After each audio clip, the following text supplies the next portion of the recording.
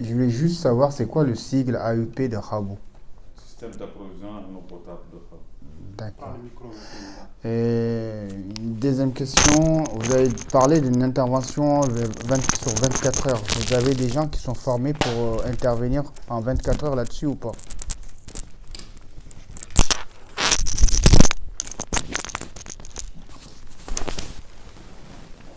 Non, je peux parler. C'est pas qu'on a des gens qui sont formés pour intervenir sur 24 heures. C'est mettre en place des systèmes de réaction ou de réponse précoce. Je prends l'exemple, je vous ai dit que je suis de Wompou. Il y a, on vient de passer 3 semaines, il n'y a pas d'eau à Wompou. À cause de quoi? C'est un problème de pompe. Je pense que si, dans une bonne gestion, dans une bonne gouvernance, une ville de 3000 ou 4000 habitants qui est approvisionnée à partir d'un forage, on doit avoir des mécanismes de pièces de rechange à côté, stockées au niveau local. Exactement. Si c'est stocké au niveau local, il faut mettre aussi, il ne sait pas que la pièce soit là, il faut que des gens soient formés à cela. Que la personne qui se charge de la gestion est formée à changer les pièces qu'il faut, à diagnostiquer et à changer les pièces qu'il faut. Mais s'il n'y a pas une personne qui est formée et à mettre en place encore un système de recouvrement, c'est-à-dire que la pièce elle ne vient pas comme ça, il faut que ça soit payé, donc il faut pas que l'eau soit gratuite et puis quand la pièce tombe en panne, on ne sait pas, il faut se référer à un bailleur ou à l'État pour dire que non, il faut qu'on mette en place un système de recouvrement, un système de rechange des pièces immédiatement et des personnes qui sont formées, qualifiées pour changer la pièce immédiatement. Donc ce n'est pas qu'on a formé des gens pour ça. Il faut mettre en place un système de gestion qui fait que la pompe, elle est à côté. C'est qu'on s'assure que la pompe est tombée en panne. Cette personne, elle démonte, elle monte une autre pompe. D'accord. Ce n'est pas un problème de... Ok. L'inégalité d'accès de l'eau ou l'eau potable au Guidimaka. Vous avez même cité à Selibabi. Il y a certaines localités qui n'ont pas accès à l'eau parce que l'eau coule à flot. Est-ce que ce n'est pas le fait de privatiser l'eau qui empêche en fait les gens d'être accès à l'eau potable? Donc par rapport à ça, quelle politique ou stratégie que vous avez pour pallier à cette situation?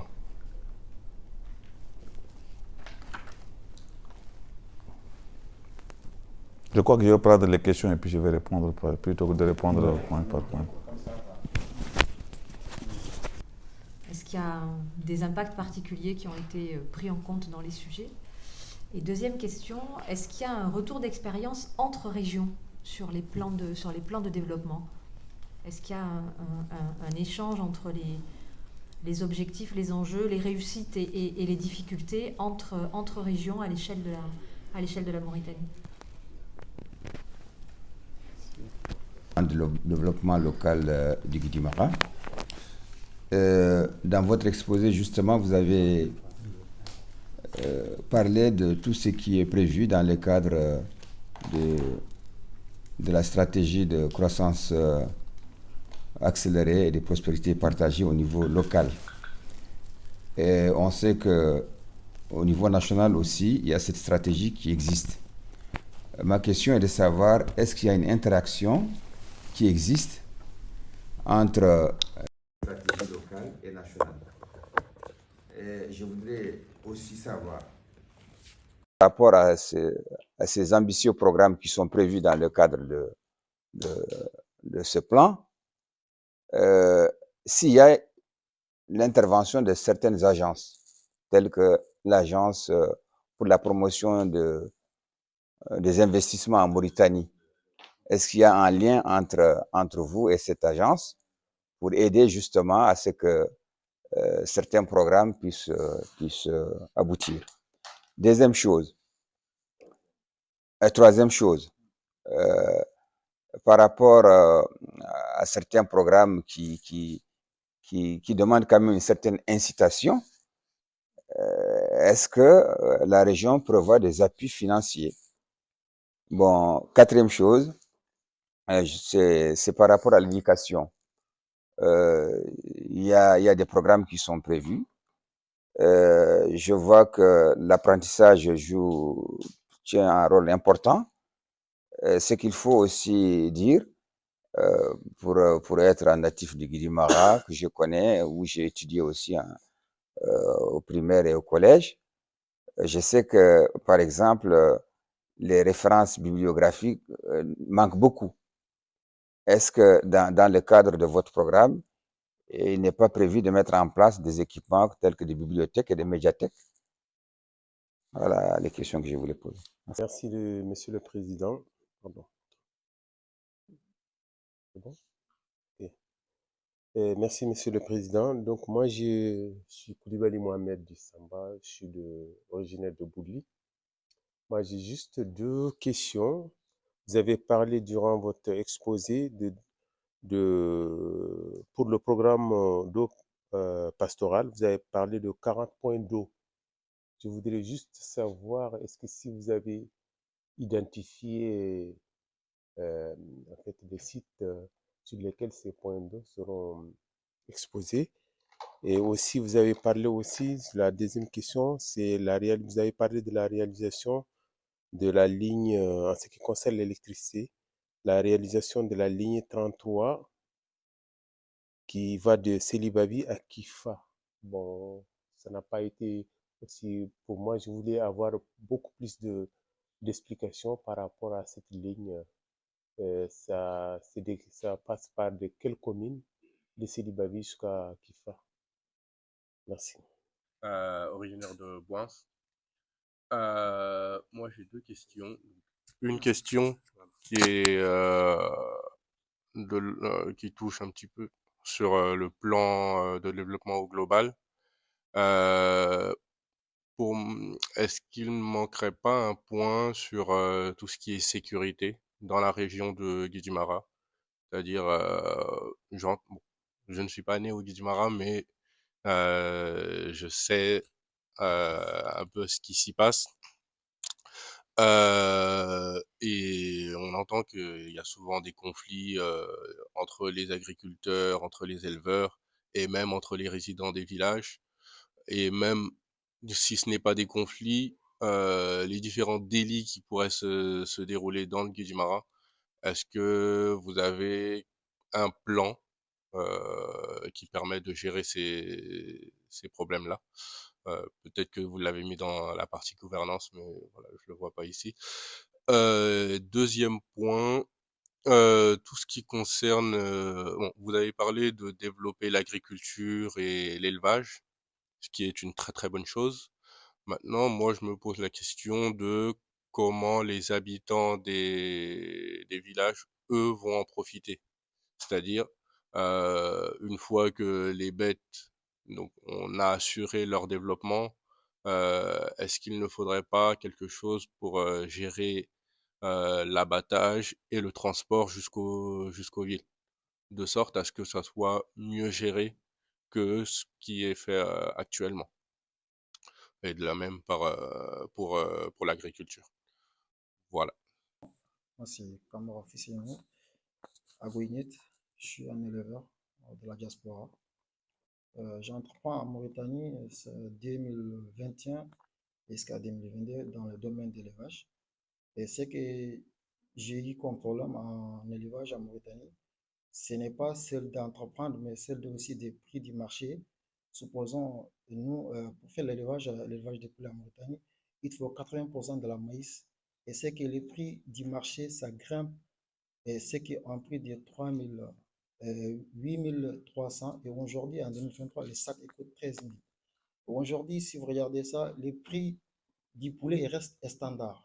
Et ça, c'est un problème entre nous, les jeunes qui veulent entreprendre. Parce que ça ne nous encourage pas d'entreprendre. Parce qu'aujourd'hui, si vous regardez les prix du plein de matière qui coûte 13 000 ODIA et les prix du poulet qui restent standard, est-ce que ça pousse les jeunes à entreprendre? Parce que moi, je pense que c'est un problème parce que l'élevage est associé avec l'agriculture.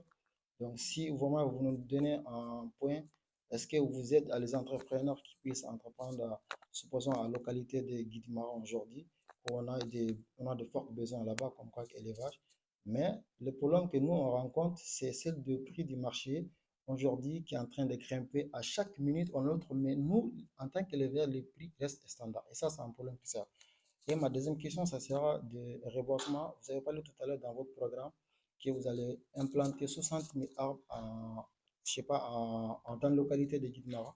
Et ça tombe bien, nous on a un programme de reboisement dans nos villages à Gouinit qu'on a commencé en 2022, on a eu des résultats, on a planté pas mal des arbres dans les écoles, des endroits publics, mais notre seul problème aujourd'hui qui rencontre, c'est d'avoir des suivis. On n'a pas de gens suivis. Et là, on est obligé de payer à nos propres moyens pour voir des résultats. Même à l'instant où je vous parle, on a des programmes d'ici 2030 que les villages seraient une verte, mais il nous faut des accompagnements, peut-être des appuis, des locaux.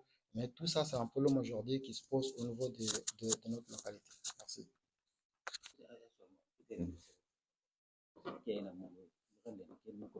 Ah, d'accord, ok. Bon, nous avons 5 intervenants.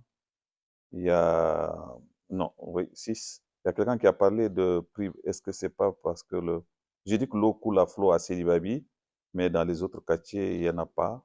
Et est-ce que c'est pas dû à la privatisation de l'eau? Non, l'eau n'est pas entre les mains des sociétés privées, hein. L'eau est toujours gérée par l'État, hein. Et bon, on prend des délégataires qui d'ailleurs on les a, en tout cas dans le domaine de l'eau et de l'électricité, on les a, en tout cas pour ce qui concerne le Guidimaka, pratiquement, on a suspendu comment dirais-je, les contrats.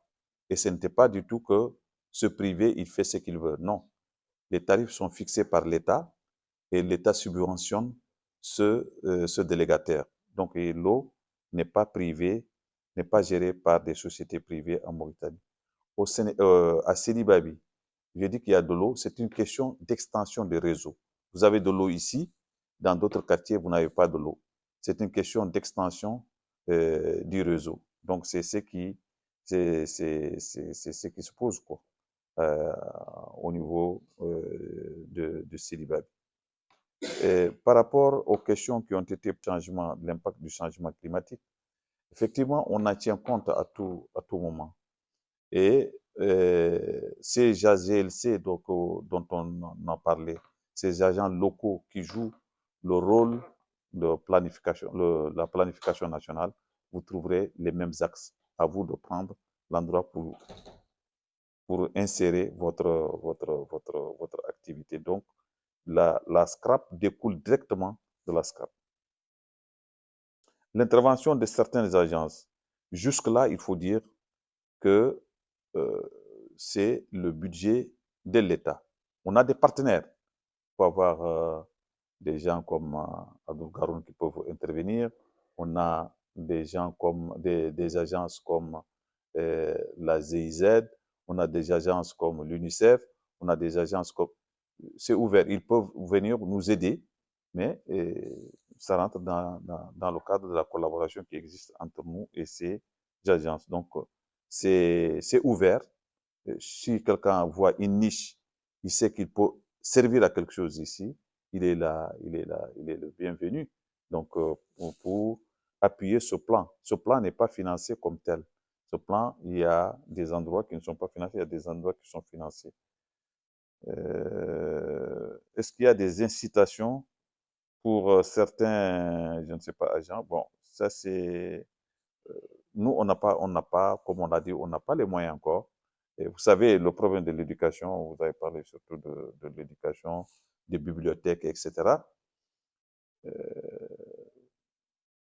Nous, on peut dire que les conseils régionaux sont mis en place depuis 2018 et les budgets n'ont été mis en place qu'en 2021. Je pense que par rapport à l'éducation, ce que nous avons fait, quand nous on est venu, je peux vous montrer même des images ici que le président de l'association des parents d'élèves de Bouli nous a envoyées. C'est qu'il y avait un pléthore. Les enfants n'ont même pas un endroit pour s'asseoir. Ça, c'était c'était catastrophique. Ils n'ont même pas un endroit pour s'asseoir. Donc, la première des choses, c'est qu'au niveau de chaque établissement secondaire, au niveau de chaque établissement, que ce soit collège ou lycée, nous avons construit au moins 2 salles. Donc, c'était pour alléger, tu vois, un enfant qui s'assoit par terre. Qu'est-ce que tu vas faire avec cet enfant quand il va grandir, il va aller au lycée, au collège? Donc, on a essayé de... Ça ne suffit pas. Mais entre-temps, le ministère aussi est en train de construire pour pallier ça. Et nous, avec ça, on voulait aussi faire pas des bibliothèques comme telles, mais des centres d'informatique, parce qu'il faut informatiser, surtout au niveau des lycées. Donc, créer des centres d'informatique, mais on ne l'a pas fait encore, mais c'est un projet et on pense que d'ici l'année prochaine, on pourra sûrement inscrire. C'était déjà planifié, mais on l'a annulé à cause d'un certain nombre de problèmes. Problèmes d'électricité, problèmes de gestion, problèmes de place. Hein. Il faut construire, ensuite équiper, il faut gérer. Et les gens, ils vont te dire que tu vas mettre ces ordinateurs. Et ils sont capables de te demander comment dirais-je, le coût de l'électricité, parce qu'il faut mettre la climatisation. Ils sont capables de te demander le coût de l'électricité. Oh, nous ne sommes pas prêts à faire ça. Donc, il y a ces aspects qu'il faut prendre. Et les 40 points d'eau, est-ce qu'on a des sites? Oui, quand on faisait la scrap, il y a eu des missions de terrain, de l'hydraulique, de l'agriculture, de l'élevage. Les gens sont partis sur le terrain et ils ont défini leurs besoins. Et ces besoins, quand vous rentrez dans les détails, dans le détail du document, vous allez trouver que c'est 40 sites, on connaît là où on doit faire ces points d'eau. La boucle 33 qui va sur Selibabi Kifa, non, le document existe quelque part, mais moi, je n'ai pas le document sur moi maintenant, mais je sais que le document existe, où il y a la liste de toutes les localités, sur tous les axes qui existent. Et donc, j'ai le document quelque part, mais je ne l'ai pas sous la main ici pour le présenter. Et ça, je pense que les documents ont circulé dans les réseaux sociaux. Et sûrement, je pense que tu étais... Non, ça c'était l'eau que je t'avais envoyé le truc de l'eau. Alors, la question de Camara, de prix, je ne sais pas si vous avez vu dans la présentation, la Mauritanie ne produit pas, où il y a des tentatives de production d'aliments locaux de poulets. Mais je sais que les gens l'importent du Mali, l'importent du Sénégal, et ça a des coûts exorbitants. Et si vous voulez vendre vos poulets à des prix pour couvrir vos frais, ça pose souvent des problèmes. Et ça, nous le connaissons. Je sais qu'il y a des jeunes à Tachot aussi qui font la même chose. Et je pense que depuis quelque temps, eux, ils veulent faire une production locale. Et je pense qu'il faut qu'on s'oriente vers ces aspects, quoi. Et si vous regardez dans notre plan aussi, on prévoit d'appuyer ou de donner un appui à la production locale des denrées alimentaires pour le bétail, pour les poulets, quoi. Donc, pour ce qui concerne le prix de poulet au marché, c'est quelque chose qui doit être vu avec le gouvernement, c'est pas nous. Et le poulet, souvent ça manque d'ailleurs. Et c'est pourquoi le prix, je ne vois pas pourquoi, je ne comprends pas pourquoi le prix n'augmente pas, parce que souvent ça manque.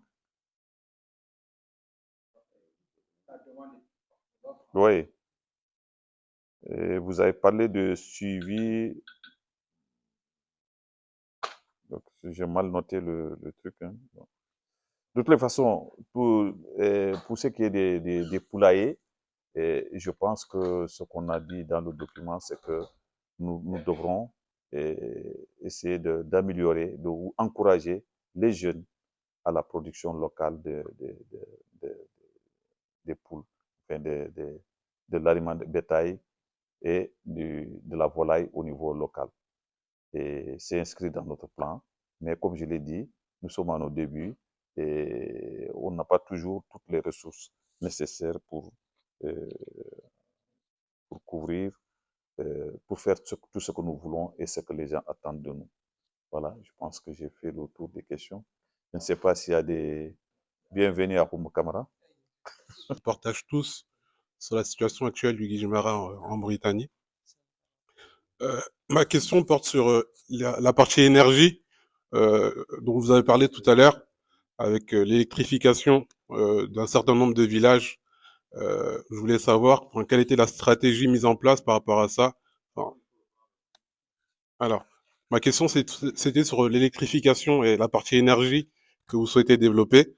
Et je voulais savoir c'était quoi la stratégie qui a été envisagée par rapport à ça, c'est-à-dire vers quel type d'énergie vous souhaitez vous orienter, sachant qu'on a un pays qui est pas mal exposé au soleil. Est-ce que c'est ce type d'énergie que vous prenez en compte pour alimenter le Guijimara en électricité ou pas? Gandagagaï, donc je suis un ressortissant de la région du Gorgol, quoi, plus précisément du village de Diadibine. Donc certes, cette conférence elle est dédiée à la problématique de l'eau sur le Guidimaka. Nous aussi on est concernés en tant que citoyens aussi du Gorgol, vu que le Gorgol et le Guidimaka on partage les mêmes réalités socio-politiques, culturelles et économiques, et aussi les mêmes problématiques aussi environnementales.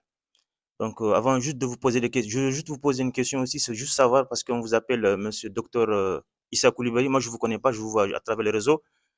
Je veux juste connaître votre parcours en fait. Vous êtes docteur, vous avez fait de la médecine ou c'est juste que vous avez fait un doctorat, on vous appelle docteur. Je veux aussi savoir votre personnalité aussi. Donc, avant ça aussi, ce qui m'intéressait vraiment, c'est la question de la problématique de l'eau au Guidimara et plus précisément en Mauritanie, quoi. Guidimara, Gorgol, comme j'ai dit, on traverse les mêmes problématiques. Moi, ce qui m'intéresse réellement au Guidimara, est-ce que réellement il y a des campagnes de reboisement en fait? Parce que si on parle de la problématique de l'eau, je pense qu'il faut remonter à la source. Quelles sont les causes? Pourquoi il n'y a pas d'eau au Guidimara? La population, est-ce que c'est la population qui augmente? Est-ce qu'il y a une évolution spatiale? Parce qu'en fait, au Guidimara, les gens ils construisent n'importe comment en fait. Les villages qui s'étendent sur des kilomètres, alors qu'il n'y a pas de conduite d'eau, il n'y a pas d'adduction d'eau, il n'y a rien du tout. Et aussi, c'est que aussi je vous rappelle, ici en France, presque tous les villages qui sont présents ici, ils ont des associations. Donc pourquoi ne pas monter une structure au niveau du Guidimara et travailler avec ces associations? Juste un simple exemple, nous, Djadibine, en ce moment, on a un projet de construction d'une mosquée à 400 000 euros. Est-ce que vous imaginez comment on appelle, le montant? Alors que dans cette région, on a d'autres priorités que de construire une mosquée à 400 000 euros alors qu'on a des problématiques d'eau. Alors que là, en ce moment, il pleut, il y a de l'eau, en abondance, on a des terres cultivables. Pourquoi ne pas rentrer en contact avec ces associations pour rationaliser les budgets et comment on appelle, se focaliser sur les projets prioritaires en fait? Parce que j'imagine qu'on va aller construire des mosquées. C'est pas que Diadibina en fait, c'est presque tout Guidimara. On construit des mosquées à hauteur de 400 000, de 500 000 euros, alors que je vois que on a des enfants qui sont à l'école qui n'ont même pas de cahier. Depuis, on a nos villages qui existent depuis 100 ans. On n'a même pas encore de femmes qui sont médecins. C'est rare de voir des femmes médecins, infirmiers, tout ça. Il nous manque tout ça. Il faut mettre l'éducation, je pense, en avant. Et moi, ce que je conseillerais ou ce que je proposerais quand même au président du conseil de Guidimara, c'est de rentrer en contact avec tout et c'est de répertorier toutes les associations de Guidimara ou Mauritanie qui sont ici en France, essayer de travailler en collaboration avec eux pour essayer, comme on appelle, de diriger le projet en fait. Parce que Guidimara, c'est pas un problème de financement. En fait. Si c'est le financement, les fonds, nous, on a les fonds. On cotise comme il faut, on fait des projets de fou, excusez-moi du terme, mais ça n'a pas de sens. Je vous donne juste un exemple. Là, il y a même pas 2 ans, 3 ans, à Diadibini, on a fait 2 rétentions d'eau qui nous ont coûté la bagatelle de presque de 60 000 euros. Mais là, il n'y a pas de rendement. On ne voit pas comment on appelle les retombées en fait. Il pleut, mais l'eau n'est pas retenue en fait. Donc, si notre association villageoise était en concertation avec les autorités au niveau de la Mauritanie, je pense que le projet aurait réussi quand même. On n'aurait pas fait 2 rétentions d'eau qui n'ont pas aujourd'hui, je ne vois pas d'impact réellement dans nos villages, quoi. Donc, moi aussi, à côté, j'ai une association qui s'appelle le Combe Arabre aussi. Bon, c'est pas pour faire la promotion, mais Cette association, moi, je me bats ma façon, c'est de planter des arbres, en fait. C'est de pousser les villageois à planter des arbres, surtout. Parce que nous avons un élément naturel qui est présent ici dans notre écosystème, qui est l'arbre, en fait, qui joue un rôle très important pour la rétention d'eau. Donc, je pense qu'il faudra mettre ça aussi en avant. Donc, Guidimara, aujourd'hui, c'est complètement désert. Tout le monde sait que Guidimara est désert. Donc, si nous voulons aussi en partie régler la problématique de l'eau, je pense qu'il va falloir aussi s'intéresser à la question des arbres aussi. Il faut planter des arbres. Parce que là, en ce moment, nous avons de l'eau à gogo. Donc, l'arbre, c'est l'élément naturel, à mon avis, qui peut retenir l'eau aussi. Donc, voilà, en grosso modo, ce que je voulais dire par rapport à ça. Merci beaucoup. Moi, j'étais charmé quand j'ai vu ce projet devant moi et j'ai beaucoup écouté votre discours. Je dirais même, j'ai savouré quelque part. Mais comme vous l'avez dit, il y a un problème qui se pose quelque part. Il s'agit de la gouvernance. Ça, c'est vrai. Tout ça, c'est beau, mais s'il n'y a pas de la bonne gouvernance, ça ne passe pas. Et pour qu'il y ait de la bonne gouvernance aussi, il faut qu'il y ait de la volonté politique. Et cette volonté politique, je sais que ça ne dépend pas de vous, mais quelque part, vous aussi, vous faites partie de ces dirigeants qui prennent la décision d'aller de l'avant. Bon, ma question se tourne autour des communes, Monsieur le Président. Aussi les départements. Vous savez, ce genre de projet, quand on les met en place ou en route, il faut penser aux agents communaux ou départementaux. Ma question, c'est de savoir, est-ce que vous avez pris le temps d'informer ces agents communaux, le maire par exemple, même certains conseillers, pour les impliquer de l'avant, pour que demain ou après-demain, il n'y aura pas de, il y aura pas de, il y aura pas une sorte de faillite quelque part parce que ces agents, tout simplement, ils n'étaient pas formés de l'avant. Parce que nous savons tous, des agents communaux ou départementaux, on les nomme en fonction des partisans ou politiques. Et je pense que ce genre de projet très sérieux qui est là, un projet d'envergure comme ça, il faut les prendre très sérieux et les impliquer d'avance, mais non seulement de les impliquer, de les former comment ils devraient être impliqués dans ces projets. Merci, Monsieur le Président. Pour globalement un certain nombre de questions. Tout d'abord, je voudrais remercier l'assistance pour la pertinence des questions. Et j'étais vraiment surpris par rapport à certaines interventions. Ce que je voudrais vous dire, c'est que quand le gouvernement, l'État mauritanien a créé les conseils régionaux, il leur a donné des missions, il leur a donné des responsabilités. Et ces responsabilités, comme on l'a dit, il a donné ce qu'on appelle les compétences propres aux régions et des compétences, comment ils appellent ça, compétences transférées aux régions. Compétences propres aux régions, c'est par exemple l'éducation, c'est des compétences propres aux régions. La santé, la jeunesse, le sport, tout ça, ce sont des compétences propres aux régions.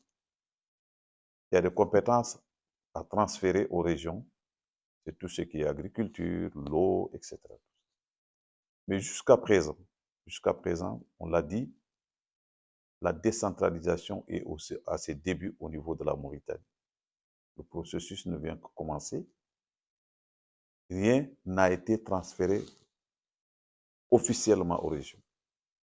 En d'autres termes, si on dit qu'on transfère l'éducation à la région, cela veut dire qu'on transfère le budget de l'éducation, on transfère le personnel de l'éducation, on transfère les ressources humaines de la région à la région. Donc maintenant, tout ça, c'est géré au niveau du gouverneur. Nous, pour le moment, l'État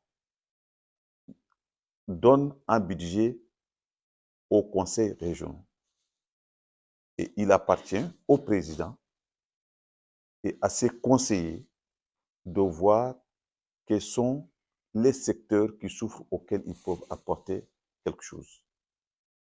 En d'autres termes, s'il manque de l'eau un village, ce n'est pas la responsabilité du conseil régional. S'il manque ou si des enfants ne sont pas à l'école, il n'y a pas de salle de classe, ce n'est pas la responsabilité du conseil régional. S'il y a des problèmes de santé, ce n'est pas la responsabilité, c'est le ministère de l'Éducation qui est responsable de l'éducation jusqu'à présent, même au niveau des régions. C'est le ministère de l'eau ou et de l'assainissement qui est responsable de l'approvisionnement en eau des villages. Si moi, en tant que président du conseil régional, il y a une localité qui demande de l'eau, qui demande un forage, le conseil régional peut dire, on fait OK, on peut faire un forage. Moi, je ne parle, c'est le conseil régional, mes conseillers qui disent, on donne de l'eau à ce village. Et moi, je dois aller au niveau du ministère, demander l'autorisation du ministre pour faire le forage. Parce que la réglementation, c'est comme ça. On ne peut pas se lever. On a dit que les gens, ils font des forages partout et ça risque d'avoir des conséquences. Pour le moment, c'est centralisé au niveau du ministère de l'hydraulique. Pour la création d'un collège ou la création d'une école, ça relève toujours du ministère de l'Éducation. Si nous voyons qu'il y a des salles, que dans certaines localités, les élèves sont par terre, il n'y a pas de salle de classe, ou il n'y a pas de table-banc, le conseil régional peut m'autoriser. Mes conseillers peuvent m'autoriser à faire des bancs ou à construire, à faire une extension de cet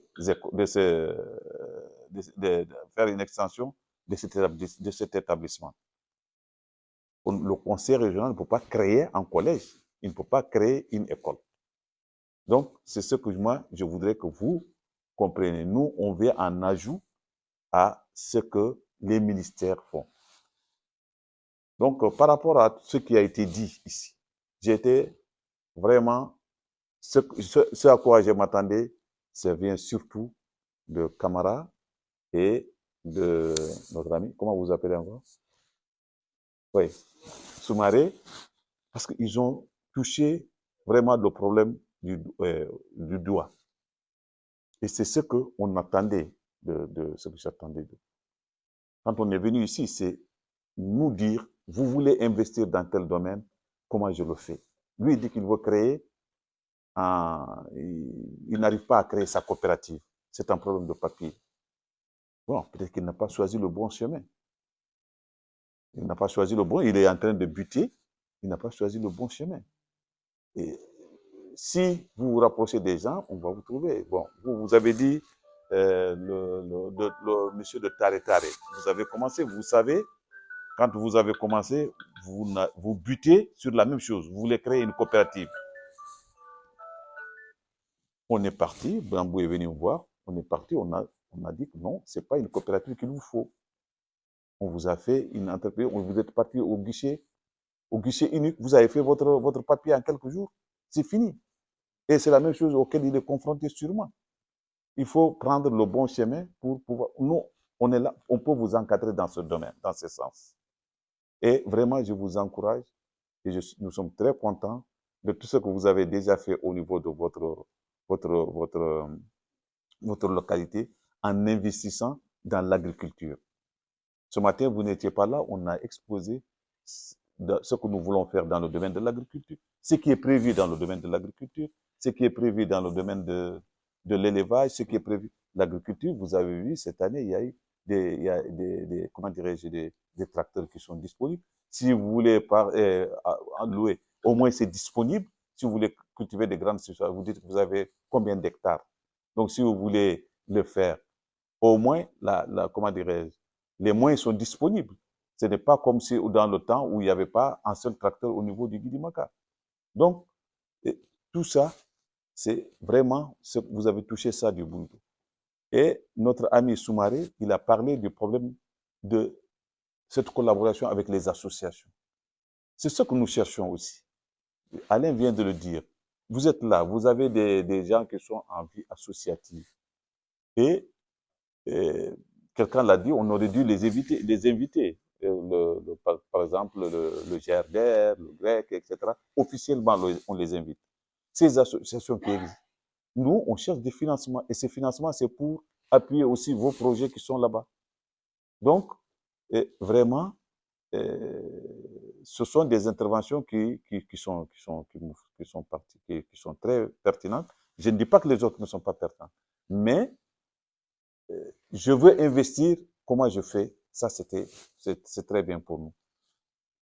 Créer des liens ou des connaissances avec d'autres associations pour intervenir au niveau du Guidimaka. Bon, par exemple, faire des, je ne sais pas, du jumelage faire des conventions avec certaines communes, faire ceci avec des, ça aussi, parce que vous êtes là, vous travaillez avec eux, nous aider à trouver des financements. Et ce matin, quand j'ai dit la diaspora joue un rôle important au niveau du Guidimaka. Vous jouez un rôle très important au niveau du Guidimaka. Et on compte beaucoup sur vous pour faire avancer les choses. Si chacun de vous, il n'est pas le seul, le camarade Bakary, il n'est pas le seul à faire de l'agriculture. Il y a beaucoup de gens qui font de l'agriculture au niveau du Guidimaka même. Mais tout ça, il faut un encadrement, il faut les aider, il faut peut-être trouver d'autres mécanismes pour les appuyer pour qu'ils puissent réaliser leur projet et leur faciliter surtout l'administration. Hein, toutes ces tracasseries administratives, leur faciliter ça. Il ne faut pas qu'ils aient quelqu'un a un projet, tu le laisses parce qu'il y a la tracasserie administrative ou parce que tu n'as pas vu le chemin. Et nous sommes là, on peut toujours donner des orientations nécessaires pour qu'on puisse développer. Parce que ce que vous faites, c'est ce que nous cherchons à faire pour le Guidimaka, qui est de la denrée alimentaire disponible, qui est de l'eau disponible, qui est des projets qui soient financés par des associations. Donc, votre présence ici, vous connaissez d'autres associations et il faut aussi nous mettre en contact avec ces gens pour les intéresser à notre région. C'est pas normal qu'avec tous les ressortissants que nous avons au niveau de ce pays, qu'on n'ait pas, notre région, on n'a pas de convention avec une région ou des communes, à faire des conventions avec des communes rurales au niveau du Guidimaka. Donc ça, c'était par rapport à ces problèmes. Ça, c'est des problèmes généraux. Et donc l'association, je crois, bon, on a parlé du problème de Boise. Le problème de Boise est venu à 3 niveaux. Le problème de l'eau et le problème de l'école. L'école, j'ai déjà répondu. Nous, ce que nous pouvons faire, on l'a fait. Hein? Je l'ai dit ce matin, il n'y a pas, en moins de 3 ans, il n'y a pas un établissement secondaire au niveau du Guidimaka où nous n'avons pas construit au moins 2 salles de classe. Au moins 2 salles de classe. Donc, c'est la responsabilité du ministère de l'Éducation de faire des extensions au niveau des villes, des localités, donc au niveau des collèges. Et pour ce qui est de l'eau, c'est la même chose. On était en train de travailler, on a intervenu sur le ministère de l'Hydraulique qui était venu, qui a fait le barrage que vous avez. Ce n'est même pas un barrage, c'est un seuil de rétention au niveau du village. Il a fait une première fois, ça a cédé, un seuil de rétention. D'abord, la première fois, c'était parti dans la maison du maire. On a repoussé d'une année. Ils sont venus, ils l'ont fait. Les premiers, je me rappelle, c'était au mois de juillet 2022. La pluie est venue, ça a emporté le barrage. Ils l'ont fait. En tout cas, ça n'a pas répondu aux attentes du village. Ce n'est pas le conseil régional qui l'a fait. Nous, on vous a facilité, on vous a aidé à rentrer en contact avec le ministère pour que le ministère fasse ça. C'est pour le suivre au niveau du ministère. Mais ce n'est pas le conseil régional qui a fait ça. Donc, tout ça, comme je l'ai dit, ça sont les responsabilités du ministère. Ils ont fait le barrage 1 fois, 2 fois. Jusqu'à présent, ça ne va pas. Vous avez demandé de creuser un bassin, non, une rivière qu'ils ont là, qu'ils ont au niveau du village, une rivière pour laquelle vous avez déjà reçu de financement avec la coopération ouvrière ou une ONG espagnole. Et vous avez demandé également le financement des barrages de Ndjeo. Vous, Ndjeo, c'est la même chose. Donc, Ndjeo et Bouan, c'est le même village. Mais je pense que le gouvernement a réagi par rapport au barrage de Ndiaou. Je pense que les études ont commencé. Et ça, nous, on essaie de faciliter ou de mettre dans nos plans et de faire le plaidoyer auprès du gouvernement, auprès des bailleurs, pour que les gens, pour que l'on trouve des solutions aux problèmes qui se posent à nous. Ce n'est pas notre responsabilité directe, le fait que, par exemple, si la mare n'est pas creusée ou si le barrage n'est pas fait. Non, on aide, on facilite, on essaye de faire le plaidoyer pour que vous ayez ça. Voilà. Donc, les autres, ce sont des questions vraiment, je ne sais pas s'il y a des questions. Lui, il avait demandé ma biographie. Bon. Ouais. Bon, je suis médecin et je suis médecin. Donc, docteur, je suis médecin. Quelqu'un qui a parlé des maladies chroniques. Bon, je pense qu'au niveau du Guidimaka, nous avons ce projet qu'on appelle le projet INAYA. Et à mon avis, c'est un projet qui a donné des bons résultats. Et je pense que le système de santé a été véritablement renforcé et il y a vraiment une prise en charge correcte des malades, et y compris les maladies chroniques. Voilà. Donc, je pense que je vais enchaîner pour essayer d'aller vite. Je pense qu'on peut clôturer. Hein. Non, avant de clôturer. Voilà. Donc, voilà. Avant de clôturer, je pense que c'est moi qui vais fatiguer le président parce que je vais essayer de synthétiser un peu. Il y avait des questions que moi j'attendais du public, peut-être que les gens ne les ont pas posées. Je vais profiter pour ça au président. Ma première question, ça va être, je vais parler de l'agriculture. Donc, on a vu notre ami frère Bakary qui a investi dans l'agriculture. Il a injecté quand même 40 millions. Ce n'est pas rien. Et moi, ce que j'aimerais savoir, c'est que qu'est-ce que le conseil régional, au jour d'aujourd'hui, au moment où je vous parle, qu'est-ce que le conseil régional a mis en place pour booster l'agriculture au niveau local? Parce que tout à l'heure, vous nous avez parlé de 70 000 hectares de terre potentiellement cultivables au Guidimara. Et moi, j'ai eu la chance d'avoir le rapport. Je pense qu'il n'y a que 26%, 26 000 hectares qui sont vraiment réellement exploités. Donc, il y a un potentiel énorme qui n'a pas été touché. Et donc, là, on sait que le conseil régional, ils ont investi dans tout ce qui est comme tracteurs, qui sont déjà sur place, c'est à saluer. Mais, il y a un mais, parce que pourquoi j'ai dit mais, il y a quelqu'un qui avait posé une question pour dire il est parti. Il parlait c'est-à-dire de la gestion, c'est-à-dire de la production au niveau local. C'est très important aussi, parce qu'une fois qu'on a une production, parce qu'on s'attendait, disons qu'on a un hectare, 2 tonnes, 3 tonnes, je donne un exemple comme ça, 3 tonnes de sorgho cette année, et si à travers vous, votre projet, on arrive à avoir 10 tonnes, c'est-à-dire qui dépasse maintenant, c'est-à-dire la consommation locale, qu'est-ce qu'on va faire du surplus? Est-ce que le conseil régional c'est-à-dire ils ont des projets pour pouvoir, c'est-à-dire gérer ce surplus-là? Et je vais recouper encore la question avec le problème de l'élevage où les gens parlaient d'abattage parce qu'ils parlent c'est-à-dire la conservation de leurs produits parce que si, par exemple, le monsieur qui parlait des poulets, ils produisent 4500 poulets, c'est ça, 4500 poulets, c'est ça? Hein? Voilà. Donc, s'ils n'arrivent pas à écouler leur production, parce qu'ils ont besoin quand même de la conservation pour pouvoir voilà, l'étaler dans les jours. Et le monsieur aussi a parlé de l'abattage de bœuf, c'est-à-dire les conditions sanitaires et tout.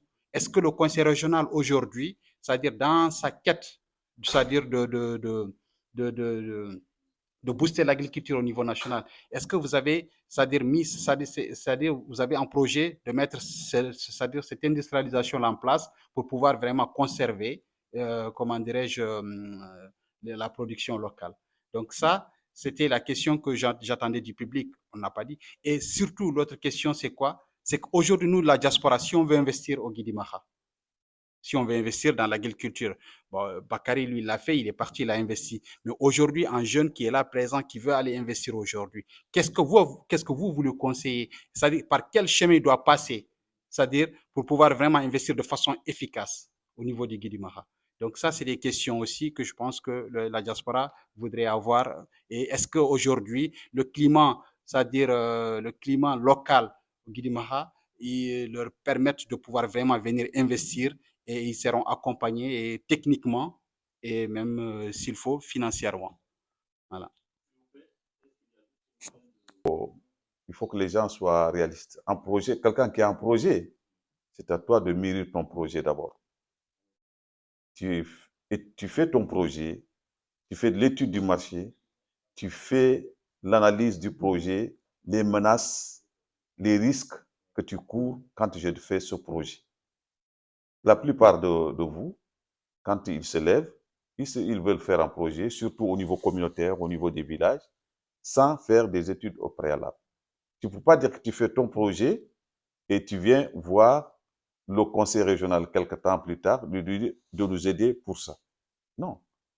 Le conseil régional, il n'a pas la vocation d'aider, de mettre l'argent public à la disposition d'un individu ou d'une famille.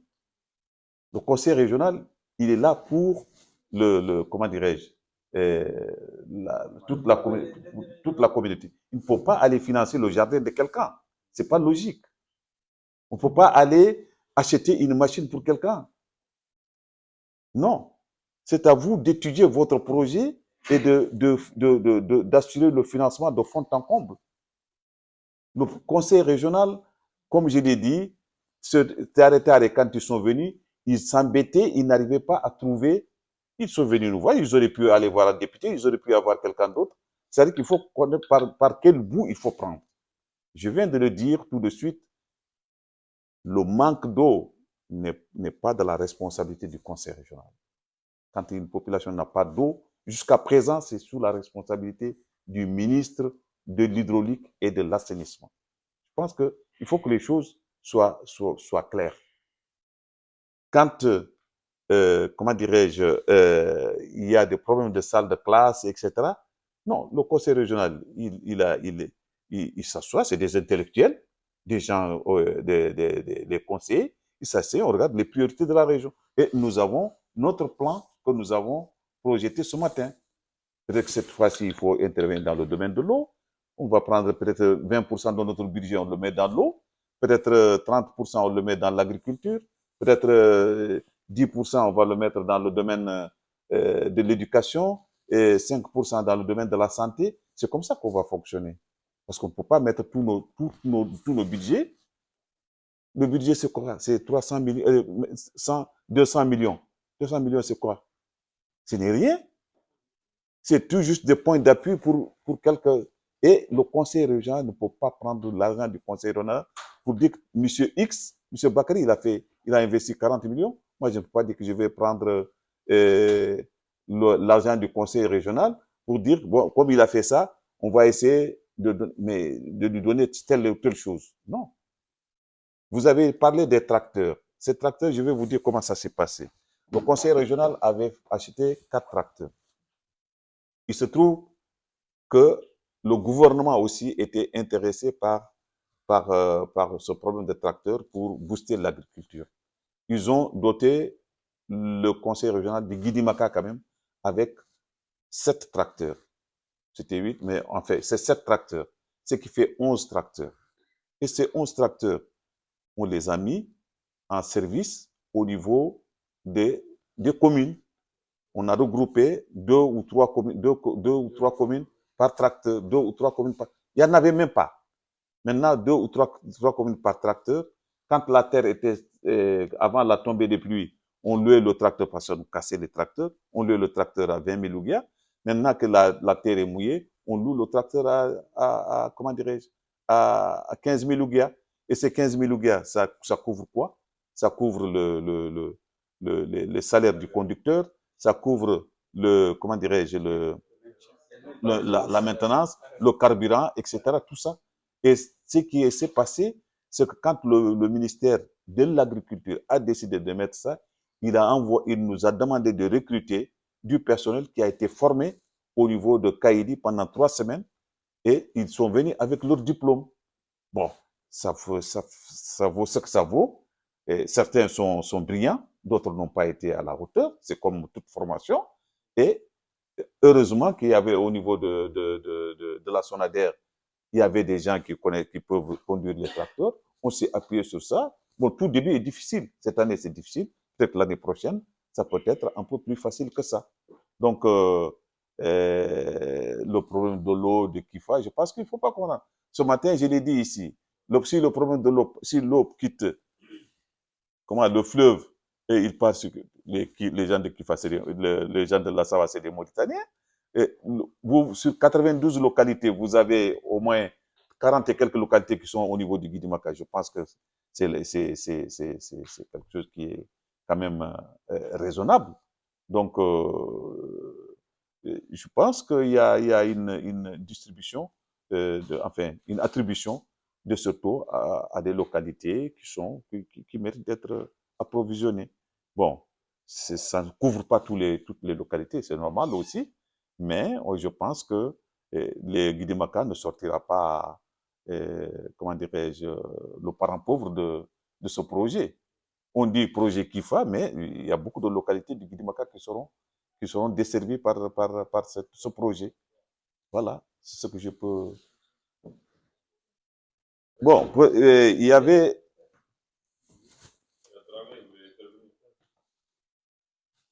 Ok. De prix, je ne sais pas si vous avez vu dans la présentation, la Mauritanie ne produit pas, où il y a des tentatives de production d'aliments locaux de poulets. Mais je sais que les gens l'importent du Mali, l'importent du Sénégal, et ça a des coûts exorbitants. Et si vous voulez vendre vos poulets à des prix pour couvrir vos frais, ça pose souvent des problèmes.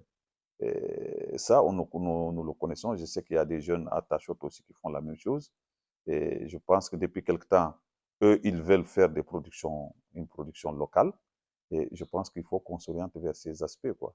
Et si vous regardez dans notre plan aussi, on prévoit d'appuyer ou de donner un appui à la production locale des denrées alimentaires pour le bétail, pour les poulets, quoi. Donc, pour ce qui concerne le prix de poulet au marché, c'est quelque chose qui doit être vu avec le gouvernement, c'est pas nous. Et le poulet, souvent ça manque d'ailleurs. Et c'est pourquoi le prix, je ne comprends pas pourquoi le prix n'augmente pas, parce que souvent ça manque. Oui. Et vous avez parlé de suivi. Donc, j'ai mal noté le truc. Hein. De toutes les façons, pour ce qui est des poulaillers, je pense que ce qu'on a dit dans le document, c'est que nous devrons essayer d'améliorer, d'encourager les jeunes à la production locale des poules, enfin de l'aliment de bétail et de la volaille au niveau local. Et c'est inscrit dans notre plan. Mais comme je l'ai dit, nous sommes à nos débuts et on n'a pas toujours toutes les ressources nécessaires pour couvrir, pour faire tout ce que nous voulons et ce que les gens attendent de nous. Voilà, je pense que j'ai fait le tour des questions. Je ne sais pas s'il y a des... Bienvenue à Houmou Camara. Les 40 points d'eau, est-ce qu'on a des sites? Oui, quand on faisait la scrap, il y a eu des missions de terrain, de l'hydraulique, de l'agriculture, de l'élevage. Les gens sont partis sur le terrain et ils ont défini leurs besoins. Et ces besoins, quand vous rentrez dans les détails, dans le détail du document, vous allez trouver que c'est 40 sites. On connaît là où on doit faire ces points d'eau. La boucle 33 qui va sur Silibabe Kifa, non, le document existe quelque part, mais moi, je n'ai pas le document sur moi maintenant, mais je sais que le document existe, où il y a la liste de toutes les localités, sur tous les axes qui existent. Et donc, j'ai le document quelque part, mais je ne l'ai pas sous la main ici pour le présenter. Et je pense que les documents ont circulé dans les réseaux sociaux. Et sûrement, je pense que tu étais... Non, ça c'était l'eau que j'avais envoyé, je t'avais envoyé le truc de l'eau. Alors, la question de Camara.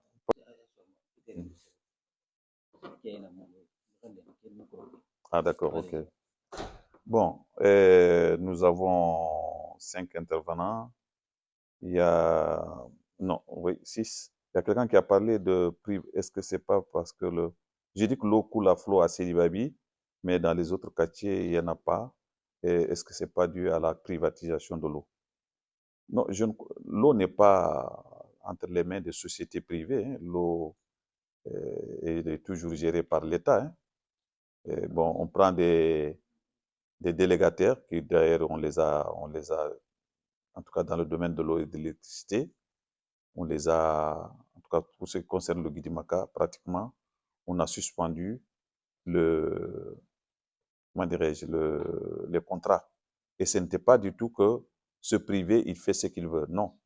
Les tarifs sont fixés par l'État et l'État subventionne ce délégataire. Donc, l'eau n'est pas privée, n'est pas gérée par des sociétés privées en Mauritanie.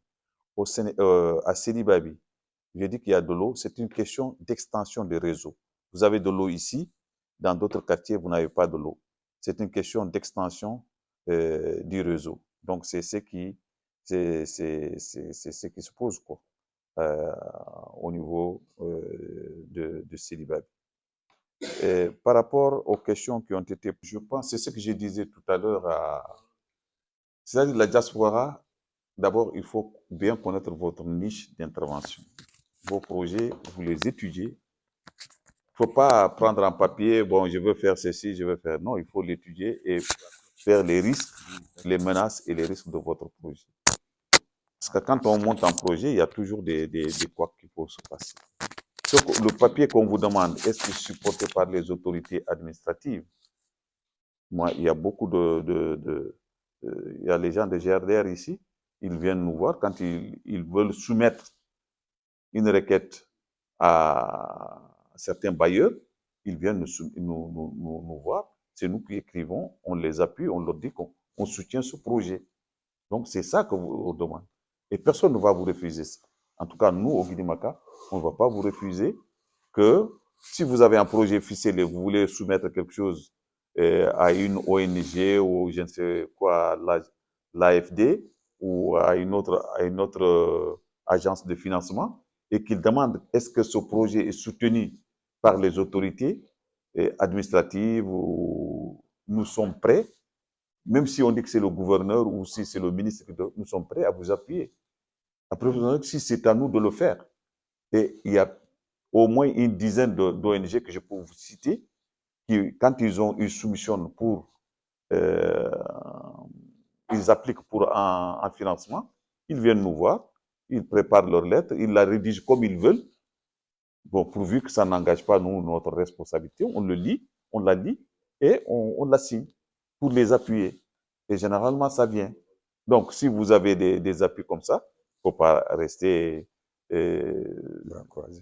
dans votre coin et ne pas non, il faut le dire et nous, on va vous appuyer dans ce sens. Je pense que c'est ça, quoi. Donc, parce que qu'est-ce que ça nous coûte? Et généralement, ce sont eux-mêmes qui rédigent la lettre, ce n'est pas nous. Parce que l'esprit de la lettre, c'est eux qui connaissent. Ils rédigent, ils amènent, on lit. Bon, si c'est correct, on signe. Et généralement, ça apporte ses fruits. Voilà. Je pense que la dernière question, c'est celle de Moussa qui... Bon, ça, la date de démarrage, moi, je ne sais pas. La date de démarrage, quand ça va démarrer, le président de la République va poser la première pierre. Je sais que les financements, ils sont en train de toujours chercher des financements. Il y a des tronçons qui sont déjà financés. Je ne sais où, je ne sais pas, Goureil jusqu'à, je ne sais pas, Selibabi ou je ne sais pas où. En tout cas, il y a des tronçons qui sont financés. Et dès que c'est prêt, c'est le président qui va poser la première pierre. Donc, ça, je ne sais pas la date. Parce que si on vous dit une date ici, en tout cas, ils sont proches du démarrage. Voilà. Donc, voilà. Et donc, avant de passer la parole à notre honorable député, je voudrais d'abord, les discussions, ça continue. Moi, je suis là. S'il y a des gens qui ont on peut se retrouver quelque part pour continuer les discussions, et pourvu qu'elles soient productives, pourvu qu'elles soient objectives. Hein. On est là, c'est pour notre région, et on veut drainer des financements, on veut drainer des partenaires vers notre région. Et je suis là, je peux aller animer quelque chose au niveau d'un foyer, et pourvu que je serai accompagné de Bouba et du député pour continuer notre action. Et je voudrais vous remercier très sincèrement d'avoir effectué ce déplacement. Mais surtout, remercier Alain, qui est avec nous depuis 1 an maintenant et qui travaille d'arrache-pied pour la réalisation de ce projet. Et vraiment, il nous aide beaucoup, il appuie beaucoup la Mauritanie, il appuie beaucoup notre région pour l'obtention des financements et pour la mise en place de cette approche ou cette politique GIR. Et à Valérie aussi, Valérie, vraiment, grand merci.